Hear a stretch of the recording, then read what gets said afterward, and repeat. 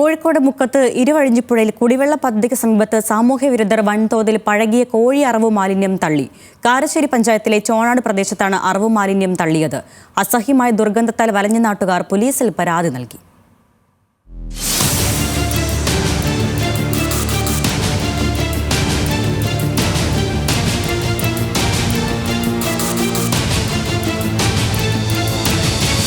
കാരശ്ശേരി പഞ്ചായത്തിലെ ചോണാട് പ്രദേശത്ത് കുടിവെള്ള പദ്ധതിയുടെ പമ്പ് ഹൗസിന് സമീപമാണ് മാലിന്യം തള്ളിയത്.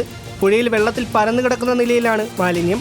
അസഹ്യമായ ദുർഗന്ധം കാരണം തൊട്ടടുത്ത് താമസിക്കുന്ന വീട്ടുകാർക്കും റോഡിലൂടെ യാത്ര ചെയ്യുന്നവർക്കും വീടുകളിൽ നിൽക്കാനോ യാത്ര ചെയ്യാനോ കഴിയാത്ത അവസ്ഥയാണ്. നിരവധി ആളുകൾക്ക് കുടിവെള്ളം എത്തിക്കുന്ന വാട്ടർ ടാങ്കിന്റെ സമീപത്തായിട്ടാണ് അയുകിയ മാലിന്യം കൊണ്ടുവന്ന് തട്ടിയത്.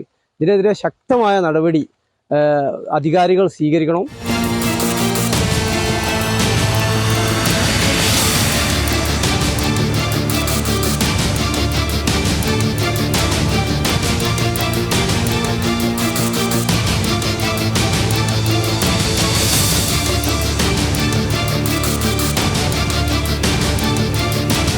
നാട്ടുകാരുടെ നേതൃത്വത്തിൽ മാലിന്യം കൊണ്ടുവന്ന വാഹനം കണ്ടെത്താൻ പ്രദേശത്തെ CCTVകൾ ഉൾപ്പെടെ പരിശോധിച്ചു.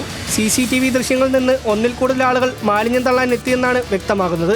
സംഭവത്തിൽ നാട്ടുകാർ പോലീസിൽ പരാതി നൽകിയിട്ടുണ്ട്. ന്യൂസ് മലയാളം, കോഴിക്കോട്.